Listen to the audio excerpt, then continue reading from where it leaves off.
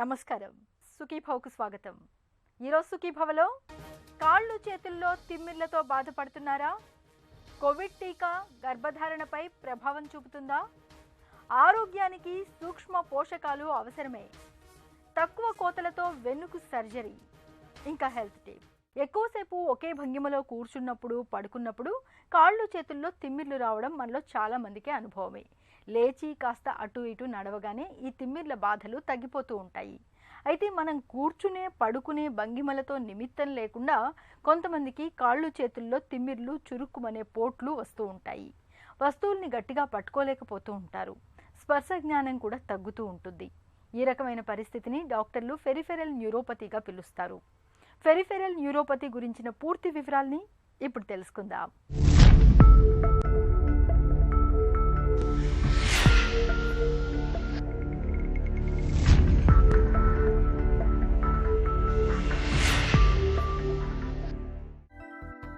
మన మెదడు, ఇదే మన శరీరం మొత్తానికి యజమాని. మన మెదడు నుంచి ప్రధాన కేబుల్లా వెన్నెముక, ఆ వెన్నెముక నుంచి తీగల్లా వివిధ నరాలు శరీరంలోని వివిధ భాగాలకు చేరుతూ ఒక నెట్వర్క్లా విస్తరించి ఉంటాయి. మెదడు ఆదేశాలతో అన్ని అవయవాలు, కండరాల కదలికలను నియంత్రించేది ఆ నరాల కనెక్షన్లే. మనం ఏ పని చెయ్యాలన్నా ఈ నరాల వ్యవస్థ బావుండాలి. కాళ్ళు చేతుల్లోకి విస్తరించి ఉండే కొన్ని నరాలను పెరిఫెరల్ నరాలు అంటారు. అడుగు తీసి అడుగు వెయ్యాలన్నా, ఒక వస్తువును పట్టుకోవాలన్నా, ఆ వస్తువు వేడిగా ఉందా చల్లగా ఉందా తెలియాలన్నా ఈ పెరిఫెరల్ నరాల పనితీరు బావుండాలి. ఇవి చక్కగా తమకు నిర్దేశించిన పని చేస్తుండాలి. ఈ నరాల వ్యవస్థలో ఎక్కడ ఏ చిన్న అవాంతరం తలెత్తినా స్పర్శ తగ్గడం, తిమ్మిర్లు పట్టడం, చురుకుమనే పోట్లు వంటి లక్షణాలు కనిపిస్తాయి. ఈ పెరిఫెరల్ నరాలు దెబ్బతినడం వల్ల కనిపించే ఇలాంటి లక్షణాలని డాక్టర్లు పెరిఫెరల్ న్యూరోపతిగా పిలుస్తారు. షుగర్ పేషెంట్లలో ఈ న్యూరోపతి సమస్య ఎక్కువగా కనిపిస్తుంటుంది.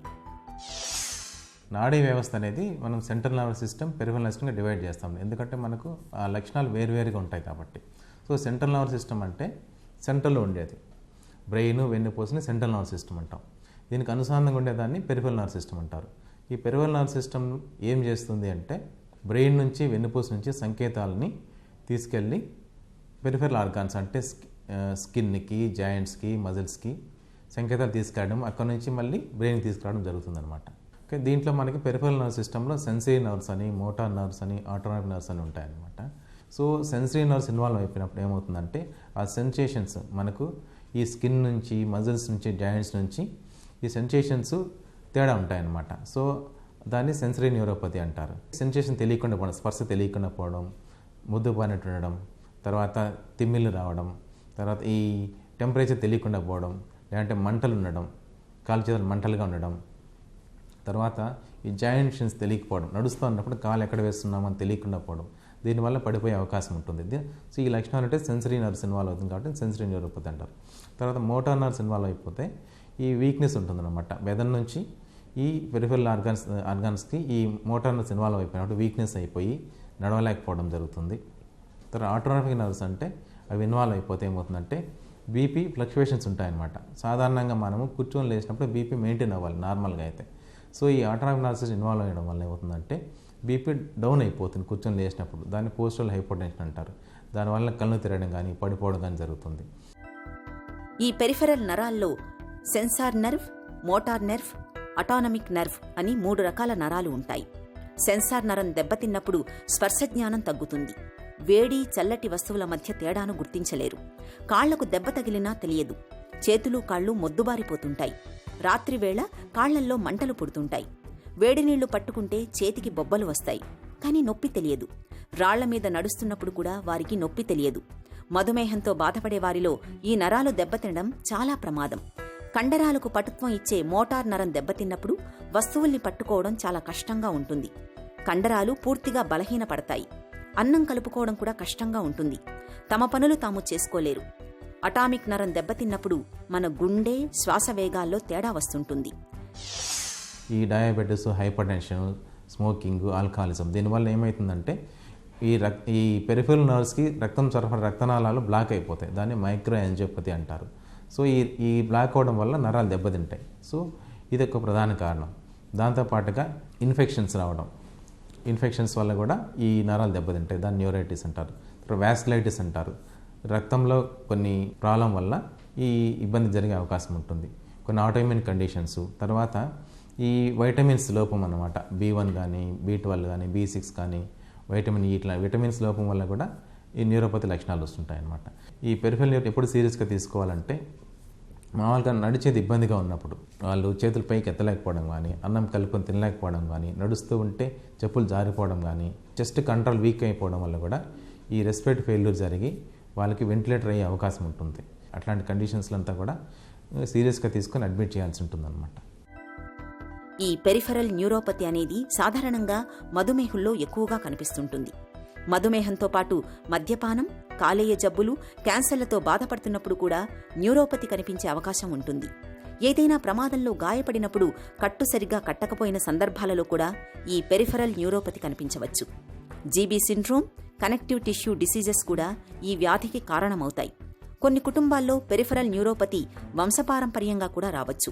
పంట పొలాల్లో ఉపయోగించే పెస్టిసైడ్స్, టీబీ, క్యాన్సర్ నివారణకు వాడే కొన్ని రకాల మందుల కారణంగా కూడా ఈ పెరిఫెరల్ న్యూరోపతి వ్యాధి రావచ్చు. పేషెంట్లలో కనిపించే లక్షణాలను బట్టి న్యూరోపతిని చాలా వరకు నిర్ధారణ చేయవచ్చు.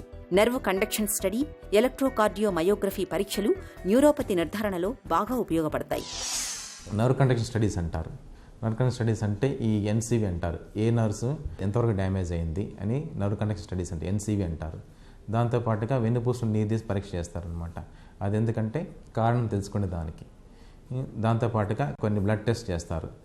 బ్లడ్ టెస్ట్ అంటే వాస్కులైటిస్ ప్రొఫైల్ అనేసి, తర్వాత ఈ వైటమిన్స్ ఏమాత్రం ఉన్నాయి, వైటమిన్స్ తక్కువ ఉన్నాయా అనేసి దానికోసము ఈ పరీక్షలు చేసిన దాన్ని బట్టి పెరిఫెరల్ నర్వ్స్ ఎంత డ్యామేజ్ జరిగింది, దాని కారణాలు ఏంటి తెలుసుకుంటాం అనమాట. ఇప్పుడు షుగర్ వల్ల వచ్చిందంటే షుగర్కి ట్రీట్మెంట్ ఇవ్వాలి. తర్వాత హైపర్ టెన్షన్ ట్రీట్మెంట్ ఇవ్వాల్సి ఉంటుంది. కొన్నిసార్లు హైపోథైరాయిడిజం, థైరాయిడ్ వల్ల కూడా ఇట్లా నర్వ్స్ డ్యామేజ్ అవకాశం ఉంటుంది. తర్వాత కొన్ని సిస్టమిక్ డిసీజ్ ఉంటాయన్నమాట, లివర్ డిసీజ్ వల్ల కానీ, కిడ్నీ డిసీజ్ వల్ల కానీ. సో దాంతోపాటు ఈ కిడ్నీ ట్రీట్మెంట్ ఇస్తూ కొన్నిసార్లు ఈ జీబీ సిండ్రోమ్ ఉంటుంది. జీబీ సిండ్రోమ్ అంటే ఇన్ఫెక్షన్ వచ్చిన తర్వాత ఈ యాంటీబాడీస్ ప్రొడ్యూస్ అయ్యి డ్యామేజ్ జరుగుతుంది. సో ఈ యాంటీబాడీస్ని డ్యామేజ్ జరగకుండా చూసానికి ఐవీఏజీ ఇవ్వాల్సి ఉంటుంది అనమాట. సో కొన్నిసార్లు రెస్పిరేటరీ ఫెయిల్యూర్ జరుగుతుంది. జరిగినప్పుడు వాళ్ళని ఐసీయూలో అడ్మిట్ చేసుకొని వెంటిలేటర్ పెట్టాల్సి ఉంటుంది అనమాట. సో దీంతో పాటుగా ఫిజియోథెరపీ, కొన్ని ఈ తిమ్మిళ్ళు ఇట్లాంటివి లేకుండా ఉండేదానికోసమని కొన్ని డ్రగ్స్ ఇస్తాం, నొప్పి తెలియకుండా ఉండేదానికోసం. సో ఇట్లా కారణాన్ని బట్టి వాళ్ళ వీక్నెస్ని బట్టి మనం ట్రీట్మెంట్ ఇవ్వాల్సి ఉంటుంది. తర్వాత న్యూట్రిషనల్ డెఫిషియన్సీ అంటాం. వైటమిన్స్ B1, B6, B12 ఇట్లాంటివి ఏదన్నా మనం పౌష్టికాహార లోపం లేకుండా మంచి డైట్ తీసుకోవాల్సి ఉంటుంది. న్యూరోపతిని ఎంత ముందుగా గుర్తించి కారణాన్ని కనుగొని చికిత్స చేస్తే అంత ప్రభావవంతంగా నయమవుతుంది. ఈ పెరిఫెరల్ న్యూరోపతి లక్షణాలను తగ్గించడానికి ప్రస్తుతం మంచి మందులు అందుబాటులో ఉన్నాయి. డిప్రెసెంట్ యాంటీ మందులు, మల్టీవిటమిన్లు తీసుకోవడం వల్ల మంచి ఫలితం ఉంటుంది. ఈ పెరిఫెరల్ న్యూరోపతి బారిన పడిన వారిలో ఇన్ఫెక్షన్ వచ్చే అవకాశాలు ఎక్కువగా ఉంటాయి. వీరిలో చర్మం దెబ్బతినడం వల్ల అల్సర్లు వస్తుంటాయి. ఈ పెరిఫెరల్ న్యూరోపతితో బాధపడేవారు పాదాలు పొడిగా ఉండేలా చూసుకోవాలి. క్రమం తప్పకుండా చెప్పులు వేసుకోవాలి. ఎక్కువగా వేడి, చల్లటి పానీయాలు తీసుకోకూడదు. నరాలు దెబ్బతిన్న ఈ సందర్భాలలో ఫిజియోథెరపీతో చాలా వరకు నయమయ్యే అవకాశాలు ఉన్నాయి. కాళ్ళు చేతుల్లో తిమ్మిర్లను, చురుక్కు పోట్లను తెచ్చిపెట్టి స్పర్శ జ్ఞానాన్ని తగ్గించే పెరిఫెరల్ న్యూరోపతికి ఇవాళ ఆధునిక వైద్యంలో చక్కటి మందులు, చికిత్సలు అందుబాటులో ఉన్నాయి. తరచూ తిమ్మిర్లొస్తూ వేధిస్తున్నప్పుడు ఆలస్యం చేయకుండా వెంటనే డాక్టర్ని సంప్రదించి తగిన వైద్యం తీసుకోవాలి. న్యూస్ మీకోసం.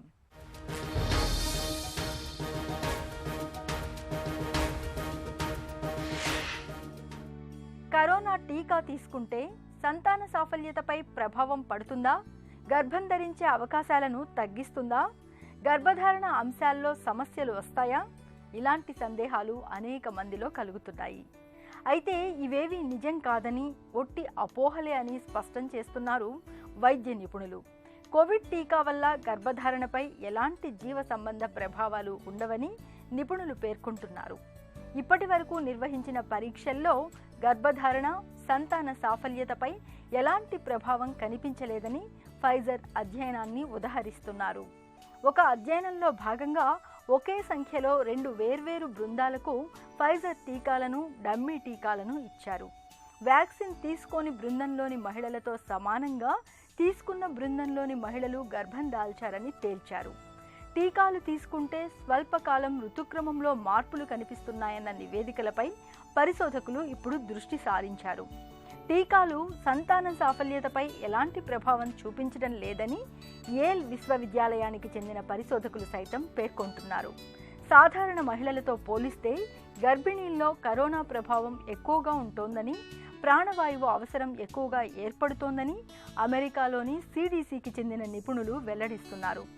అందుకే వారు వ్యాక్సిన్ తీసుకోవడం మేలని సూచిస్తున్నారు. టీకాలు తీసుకున్న వేలాది మంది గర్భిణీలతో CDCకి చెందిన నిపుణులు మాట్లాడారు. మహమ్మారికి ముందు ఉన్నట్లుగానే ఇప్పుడు కూడా గర్భిణీల సంఖ్య ఉందని కనుగొన్నారు. అందుకే సంతానం కోసం ప్రయత్నిస్తున్న వారు నిర్భయంగా కోవిడ్ టీకాలను వేయించుకోవాలని, ఆలస్యం చేయొద్దని పరిశోధకులు సూచిస్తున్నారు. మన ఒంట్లో ఇమ్యూనిటీ బాగుండాలంటే పోషకాల లోపం లేకుండా చూసుకోవాలి. పోషకాలంటే మనలో చాలామంది ప్రోటీన్లు, కార్బోహైడ్రేట్లు, కొవ్వులు మాత్రమే అనుకుంటారు. రోజువారీ ఆహారంలో ఈ 3 రకాల పోషకాలు తగినంత ఉండేలా చూసుకుంటే సరిపోతుందని అనుకుంటారు. కానీ అది నిజం కాదు. ప్రోటీన్లు, కార్బోహైడ్రేట్లు, ఫ్యాట్స్తో పాటు మనకు మెగ్నీషియం, కాల్షియం, సెలీనియం, జింక్ వంటి సూక్ష్మ పోషకాలు కూడా చాలా అవసరం.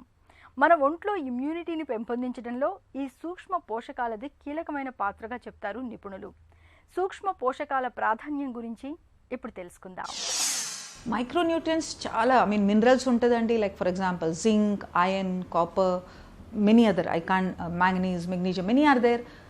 Then vitamins, all of you know very well, vitamin C, B complex vitamins, several B vitamins are there. Then we have fat soluble vitamins like A, D, and all these most of these micronutrients play very very crucial and important role in the immune pathway. Immune అంటే మనం ఏ infection వచ్చినా immune system activate అయిపోతుంది. So ఈ micronutrients అక్కడక్కడ వచ్చి ఆ immune సిస్టమ్ని help చేసి డెవలప్ చేస్తుంది. సో మనకు ఆప్టిమల్ మైక్రోన్యూట్రియన్స్ మన బాడీలో ఉంటే మన ఇమ్యూన్ రెస్పాన్స్ కూడా ఆప్టిమల్ ఉంటుంది. కానీ మైక్రోన్యూట్రియన్ డెఫిషియన్సీ ఉన్నప్పుడు మన స్టడీసే చూపించింది ఇమ్యూన్ ఇంపైర్మెంట్, అంటే ఇమ్యూన్ సిస్టమ్ ఇమ్యూన్ రెస్పాన్స్ కొంచెం తగ్గిపోతుంది, ఆప్టిమల్ ఉండకపోవచ్చు. కానీ supplementation of micronutrients again without proper evaluation, అంటే మన బ్లడ్ చెక్ ఏం లేకుండా ఇన్ఫెక్షన్ ఉన్నప్పుడు particularly micronutrients just like that consume చేస్తే మాత్రం రిస్క్ కూడా ఉండే అవకాశం ఉంది. అంటే నేను చెప్పింది ఏంటంటే మైక్రోన్యూట్రియన్ డెఫిషియన్సీ ఉండకూడదు, కానీ మైక్రోన్యూట్రియన్ సప్లిమెంటేషన్ అనేది మనం ఊరికేనే తీసుకోకూడదు. అది అండర్ డాక్టర్ సూపర్విజనే తీసుకోవాలి. మనం మైక్రోన్యూట్రియన్స్ బాగా పొందాలా, మనకు ఆప్టిమల్గా ఉండాలా బాడీలో for good health and for good immunity అంటే మనం డయట్ నుంచే పొందాలి. వ్యారీడ్ బ్యాలెన్స్డ్ డయట్ తీసుకుంటే ఆటోమేటిక్గా మన మైక్రోన్యూట్రియన్ స్టేటస్ కూడా ఇంప్రూవ్ అవుతుంది. మన శరీరానికి మాంసకృత్తులు, పిండి పదార్థాలు, కొవ్వులతో పాటు తగిన మొత్తంలో జింక్, మెగ్నీషియం, సెలీనియం వంటి సూక్ష్మ పోషకాలు కూడా చాలా అవసరం. సూక్ష్మ పోషకాలు తగినంత అందుతున్నప్పుడే మన ఇమ్యూనిటీ చక్కగా ఉంటుంది. వెన్నెముక ఆపరేషన్ అంటే ఒకప్పుడు అందరూ వణికిపోయేవారు. వెన్నుపై పెద్దగా కోతలు పెట్టి ఆపరేషన్ చేసేవారు. దీంతో వారాల తరబడి ఆసుపత్రిలో గడపాల్సి వచ్చేది. ఇంత రిస్క్ తీసుకున్నా సర్జరీల సక్సెస్ అంతంత మాత్రంగానే ఉండేది. అయితే ఇవాళ వెన్నెముక సర్జరీలకు సంబంధించి ఆధునిక వైద్యంలో విప్లవాత్మకమైన మార్పులు ఎన్నో వచ్చాయి. కేవలం చిన్నపాటి రంధ్రం చేయడం, లేదంటే సన్నటి సూదిని పంపించి సునాయాసంగా సర్జరీలు చేసేస్తున్నారు. తక్కువ కోతలతో వెన్నుకు సర్జరీలు చేయడం గురించిన పూర్తి వివరాలని డాక్టర్ని అడిగి ఇప్పుడు తెలుసుకుందాం.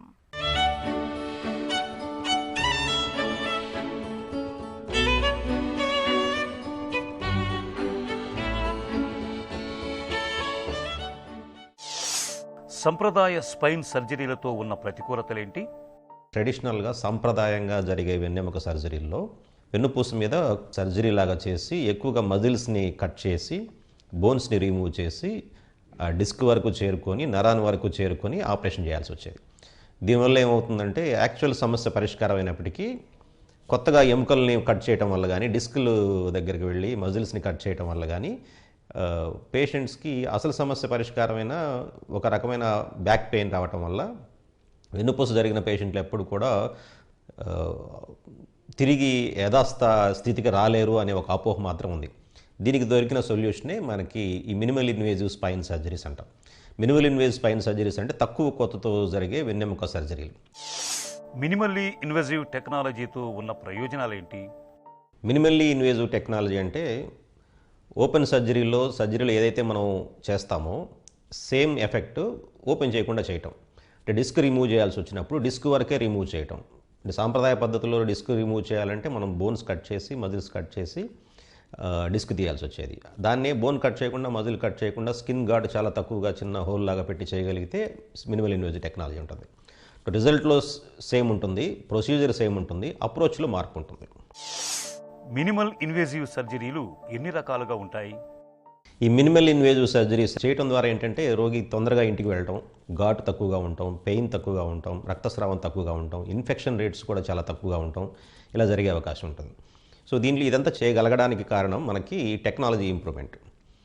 అంతకుముందు ఆపరేషన్ థియేటర్లో మనకి ఎక్స్రేస్తో చేసేవాళ్ళం, ఇప్పుడు సియామ్ అనే ఆపరేషన్ మిషన్ ఒకటి వచ్చేసింది. అట్లాగే మనం మైక్రోస్కోప్తో డైరెక్ట్గా చూడాల్సిన ఆపరేషన్ చేసే ఏరియాని మ్యాగ్నిఫైడ్గా చూడగలుగుతున్నాం. అంటే బాగా 20 times ఇంక్రీజ్ చేసి చూసుకునే అవకాశం ఉంటుంది.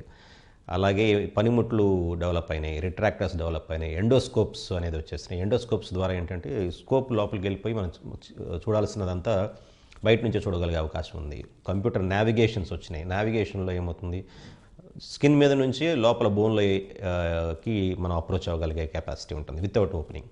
పర్క్యూటేనియస్గా చేసే సర్జరీస్ పెరిగిపోయినాయి.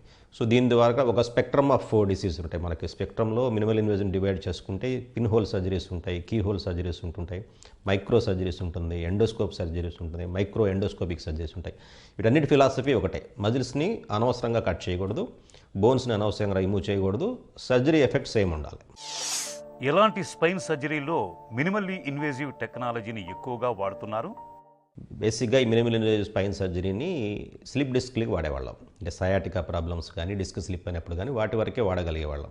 ఇప్పుడు టెక్నాలజీ ఇంప్రూవ్ అవటం వల్ల స్పైన్లో కొన్ని టిష్యూస్ పెరిగిపోయి వయసు రీత్యా నర్వ్స్ మీద కంప్రెస్ చేయడం వల్ల రోగికి ఎక్కువసేపు నడవలేకపోవడం, నిల్చోలేకపోవడం జరుగుతుంది. ఆ కండన్ వరకు రిమూవ్ చేయడానికి కూడా ఈ టెక్నాలజీ యూజ్ చేస్తున్నాం.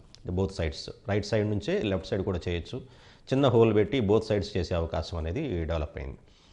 ఇలాగే అంతకుముందు ఈ మినిమల్ ఇన్వేజివ్ సర్జరీస్లో డిస్క్ వరకే పరిమితమైన సర్జరీ, తర్వాత డీకంప్రెషన్ అంటే ఒత్తిడి తీయడానికి కూడా ఎక్స్పాండ్ అయింది.